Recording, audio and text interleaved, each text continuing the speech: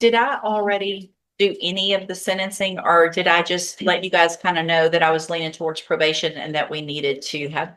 I know it's indicated on January 26th of this year, we appeared, we discussed the PSI. There was a disagreement as to the restitution. The court says that it was inclined to place the defendant on a concurrent probation, given the length of time between office date and Right. the indictment. Then fast forward to February the 9th of 26, the case was simply just reset for restitution hearing. So it looks like you didn't do And anything. haven't actually sentenced I yet. don't believe you did, Judge. Okay, and have you, so, all right, ma'am, you're Janisha Leonard.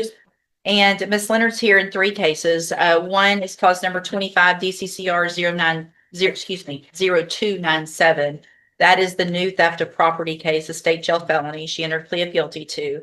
And then we have two MTRPs, one in cause number 19-33340, theft of property, and 20-36095, a theft of service. The last information I have in my files is she was on a straight post-conviction probation. I don't know if she initially was on deferred or not. Yeah. I don't Okay. know. All right. Yeah. Okay. So, the biggest issue that one of the bigger issues that I had when we were here for sentencing, based just on paper and the appearance of this, I don't disagree with Mr. Coleman's assessment of the case, with the criminal history of Miss Leonard with these types of offenses, and which the criminal history is these three cases. There aren't any other cases. And the new offense date was August of 23. And it's kind of just unknown. It sounds like why that case was delayed in prosecution. Doesn't look like anybody knows. And so the time frame between that and now, and the lack of any other cases while Miss Leonard has been out and on probation during that time and doing well, it looks like otherwise on probation, is what leads me to potentially move forward with continuing the probation potentially on the others and giving her a probation on this one. So there was no agreement on any of these, but it looks like there was an issue with regard to the amount of restitution. So let's go forward with that. Have you guys come to any type of agreement on the restitution? We are very We're far apart. very far apart, Judge, and I guess one of the issues that we have is I believe Mr. Coleman's got some exhibits that are going to go back to 2022. I would object to looking at anything outside the range in the indictment. The indictment goes from August 23, we'll get to the exact dates. Let me get it pulled up as well. August 24th, 23 to September 4th, 23.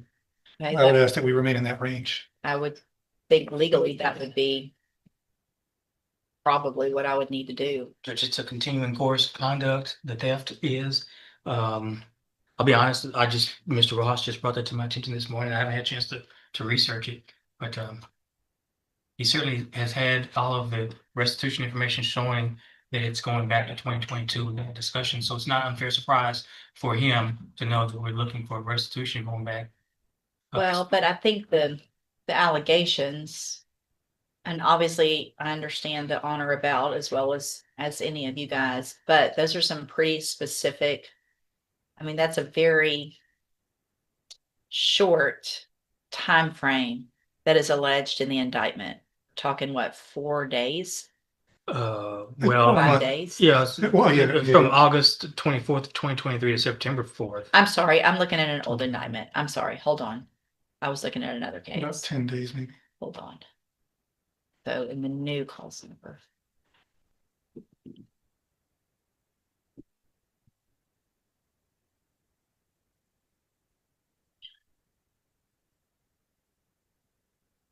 So yeah, this one is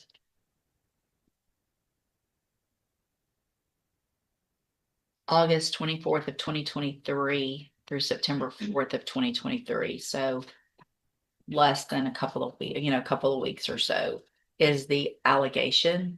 And I don't want to have to keep coming back here. But I think to go back, if it was a few weeks off or a month or two off, but if we're talking years of requesting that, then I think that's something that indictment needs to allege. And so we can go forward with that time frame today. I think legally that's where we need to be. She's already pled to it, so I think it's kind of late to amend the indictment. So with regard to the time frame of August 24th through September 4th of 2023, what is the amount between that time frame? Do you guys have that? Okay, we're back on the record. Cause numbers 25 DCCR 0297, 19 33340, and 20 36095. Y'all have an opportunity to kind of go back through the receipts as far as that time frame legally that we can kind of talk about on this case. Mr. Coleman came up with a number of $2,407. In speaking with Ms. Leonard, her recollection actually is a little bit more than that. She thinks somewhere between 3,000 and 4,000. We had agreed to, or we had offered $3,500. And I think that Ms. Leonard feels comfortable paying back as far as restitution. So if she agrees that it's between $3,500 and $4,000, Between 3,000 and 4,000. 3 and 4, I'm more inclined to go on the higher end of that, just based on the nature of the time frame that we're unable legally to look back on. And so I would be inclined to order the 4,000, Mr. Coleman. Judge, that makes perfect sense. I've spoken with the complainant who is here today, the district Yes. manager for Sutherland's. His position is he'd like to be heard by the court. He was thinking that if the defendant was placed on probation, that they'd be getting a lot more in the way of restitution. I explained to him how we arrived at where we are, but he still wants to address the court and quite possibly ask the court to reconsider. If he's not going to get more than what he's getting in the way of restitution, he would want the court to reconsider some type of form of jail time. Okay, and sir, you can come on up. Good morning, Mr. Powell. Thank you for being patient with us this morning. It was a big morning here. Mr. Powell, would you please raise your right hand? All right, thank you, sir. And Mr. Powell, you kind of heard where we are on this legally. I understand there's a significant amount of restitution that you believe could potentially be owed based on some prior dealings that aren't within the time frame that we're talking about. Is that correct? That's correct. And I'm gonna just, if it's okay with everybody, just let Mr. Powell tell me what he needs to. If there's any questions of him after that, I'll gladly let you guys ask questions. But Mr. Powell, you can go ahead if you would like. I don't have any questions. Tommy explained to me what the restitution would be. We lost a substantial amount of money. Sure. And here's where things get emotionally and legally explosive. The victim is essentially saying, if I'm not made whole financially, I'd rather see punishment. That flips the usual script. Courts typically prioritize restitution over incarceration for financial crimes, but victims don't always see it that way. This puts the judge in a tough spot: justice versus recovery. What do you think matters more here? Paying the money back or serving time? And if that's what we're going to be awarded, I would prefer jail time versus the restitution. Okay, I understand that completely.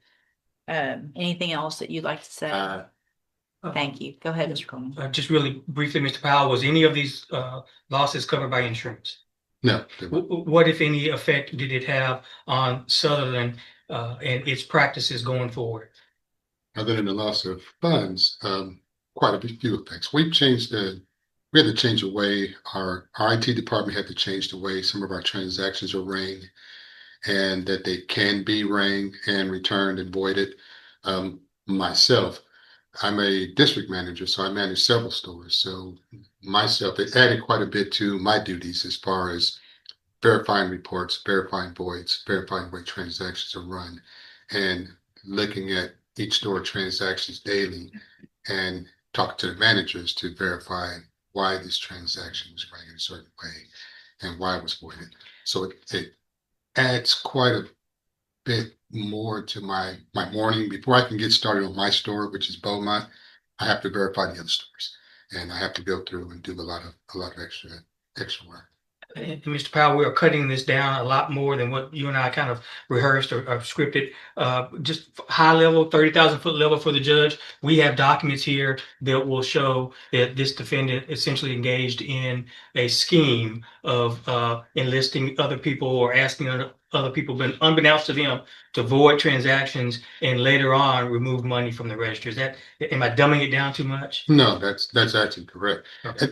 That's pretty much how we found it, because it was a set pattern. the way the system works is if you void a transaction, the transaction disappears. So if you void a transaction and take the money out, we don't know because the money's gone because the transaction's gone. What was happening was a transaction will be rang, the customer pays cash.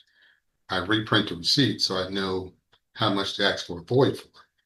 They would void the transaction, and now I know how much money to take out of the drawer. So what I get in the morning in the past, on my reports, it just says there was a void on, done this day for this amount of money. It doesn't say why or how much or who. Now, and of course, with me trusting my cashiers and my office crew, we have a void and it says that the customer paid with a card and not cash. I assume that that's what happened and I let it go. We've got 139 pages of documents, and these documents essentially show 68 voided transactions totaling 31,000. No, excuse me. Yeah, $31,134.86, going back to July of 2022. Correct. Correct. State offer states too, Judge. I would object to any portion outside the date range in the indictment, Judge, but other than that, I don't have any objection to it.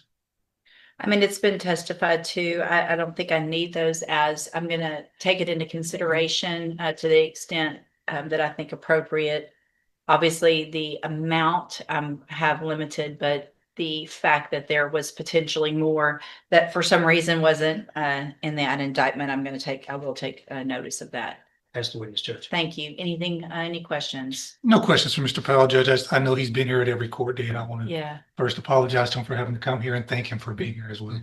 Thank you very much, Mr. Powell. You can have a seat.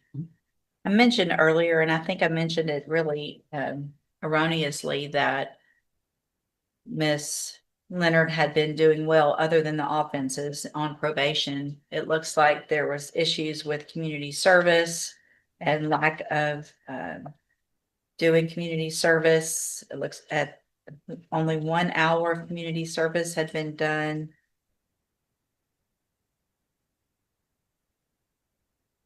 As of March 13th of 2024, 20 hours, October 30th of 2025, after being on probation all this time. So it looks like there was some issue with that. Financial compliance, it says, has been poor. Restitution obligations remain unaddressed, and so she still hasn't paid back the restitution that was owed in the first case to Specs and the second case to Cons. Is that correct? Has she made up any community service hours since She's she pleaded? done just 31 overall. 31. 31 hours, yes, ma'am. All right, well, I'm not real sure that I'm on the same page that I was before, so I'm going to go ahead and allow new argument based on Mr. Powell's testimony as well as just kind of where we are now. Mr. Rojas? Yeah, Judge, we asked the court to keep her on probation on the two previous cases and grant probation in this new case. As the court's already said, there was a delay in filing the new case. She has not been a perfect probationer, but certainly doesn't appear that she's had any new offenses. In the meantime, she's had a newborn baby. I believe that was one of the reasons the court let her out on bond when we had the bond hearing. Since we've been to court and since these new cases have been filed, it appears that she's been staying out of trouble. She's at least able to do that. And as to the not being able to pay the restitution, Judge, I think she's wearing her uniform today. She's working at McDonald's, not making a whole lot of money. So restitution is going to be tough for her, no matter how much it is. So we ask the court to consider all that and go along with the court's previous leanings and keeping her on probation and giving her this new opportunity on the new probation case. Okay, Mr. I'll be brief, Judge. I think the facts speak for themselves, Judge. I'll just direct the court's attention to page 3 of the PSI, the very first paragraph, where the defendant said, "I let a customer walk out of the store with unpaid merchandise, and he paid me instead." Judge, I don't have the words for how that's so understates the 68 voided transactions over over the course of a year or so, Judge, to the tune of $31,000. A theft from Specs, a theft from Cons and now a theft from Sutherland's. She's a serial employee theft offender. Judge, and I get the court's tendency and leaning to give people second chances and try to recover restitution, but the state's position is, but it always has been, is that this case merits some form of jail time. And Ms. Core's here today as well. And Ms. Core, do you have anything to add? It's been sort of slow progress with her. Her just doing the community service hours, just October since 2021. She's been on probation. And she has been making some good faith payments, but she hasn't really addressed the restitution yet. Have the payments been redirected towards restitution first, or are they still going towards the probation fees? They're still going towards the probation fees. Do you have anything to say, Ms. Leonard? Yes, ma'am. Lot to say, I know we probably don't have that much time, but I'm sorry. I take full accountability for my actions. I wasn't the best person. I didn't really care about things I didn't have. I felt like I didn't have anything to live for. I didn't have nobody, I woke up every day and just went with my day. But I'm a mother now after 3 miscarriages and being told that I'd never be able to. I take care of my child by myself. Her dad's not in her life. The only help I have with her is my mom. And my mom's a single mother of 4 herself. So, like if I'm not at work, my daughter's with me. I do everything by myself. Doctor's visits, cardiologist visits because she has heart murmur, dentist visits. I do everything by myself. I'm not that person anymore. I never believed that I had a reason, but I had a purpose now from what I believe. I mean, you don't deserve another chance. I appreciate obviously the change in your life and how that can be very substantial. But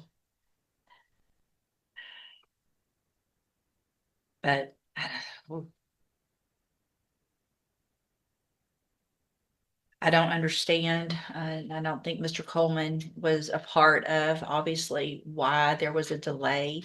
That still gives me some pause in the case, is for whatever reason, this sat somewhere in intake or at the agency. We're not sure which, why this case was delayed, and really basically for that reason, and the fact that there has not been any new allegation since. This is the turning point. The judge is threading a very fine needle, acknowledging the defendant's personal growth while also recognizing a pattern of repeated offenses and poor probation performance. Legally, this is huge because prior non-compliance, missed community service, unpaid restitution makes courts far less patient. And that line, you're going to pay or you're going to prison, that's not rhetoric. That's a conditional sentence framework being laid down in real time. One misstep from here, and the safety net disappears. Final thought. Do you think this was a fair second chance or the last one she should have gotten? October of 2020. Well, this allegation was from August of 2023. And here we are in March of 2026. And there hasn't been any new allegation. And I just don't understand the length of time. And Mr. Powell, completely understand your position. There are some other things, obviously, too, that I'm taking into consideration. But Ms. Leonard, if I give you an opportunity today, I don't know how many jobs you've got to get, but you're going to pay some restitution or you're going to go to prison. Yes, Period. That's it. yes, I don't anticipate probably that you can pay it all in all of these cases, but you're going to pay some restitution. Yes. You're going to be on probation for a very long time to be able to do that, because I can extend your probations for a very long time. And so if you really have changed your life and want to be there for your daughter, you're going to be given that opportunity, but you're going to do different or else you will be back in here and I'm not going to hear any, I have a baby and tears and all of that. Yes, Not going to listen to it. Do you understand? yes, So what I'm going to do in cause number 19-33340, I'm going to find sufficient evidence to revoke your revoke your probation, but I'm not going to do that. I'm going to continue your probation. I'm going to extend that probation for 5 years. And then I will go through some specific requirements on all of the cases in a minute. And then in cause number 20-36095, also find sufficient evidence to revoke your probation, but I'm not going to do that. I'm going to continue you on probation, going to extend that probation for 5 years. Order, obviously, that you follow all of the rules and conditions of probation, including completing your community service and paying more towards restitution. I'm going to find in cause number 25 DCCR 0297 sufficient evidence to find you guilty. And at this time, I'm going to find you guilty, sentence you to 2 years into the state jail prison, but probate that for 5 years. So I could only probate it for 5 years at the beginning. So you're on probation for 5 years. There won't be a fine in that case. There will be restitution owed in the amount of $4,000. I would like for all of Ms. Leonard's payments to go towards restitution. At this time, it can be divided amongst them, however you guys feel appropriate. But at this point, we need that money going back to the victims. Yes. And so let's do it that way. And then Ms. Leonard, you're going to remain on the high medium caseload. And also you're going to be under zero tolerance. Yes, ma'am. Okay. So there's no more whatever. It doesn't matter. It doesn't matter if you miss an appointment. Obviously, if you commit a new offense, test positive, you don't pay restitution, if whatever it is, doesn't matter to me. One thing means you're back in here and you're looking at those 3 2-year sentences. And they can be stacked because this one was convicted after those other 2. So I think we probably can only stack 2, and which means you could end up with a 4-year sentence instead of a 2-year sentence. And I can assure you that Mr. Coleman will remind me of today. He will remind me of Mr. Powell. I typically don't forget things like this. I don't remember a lot, but when we've gone through this as much as we have, it's never a good thing when I remember you or your name, and I do now. So you don't want to be back here in front of me because you now have 2-year sentences. There's no negotiation on whether or not you get less than that. If you violate, it's 2 years in the state jail on every single case because that's your sentence. And then the only determination that would be made at that time is if I stack it or not. Does that make sense? Yes. If you have any questions about the laws that make you ineligible to possess a firearm or ammunition or about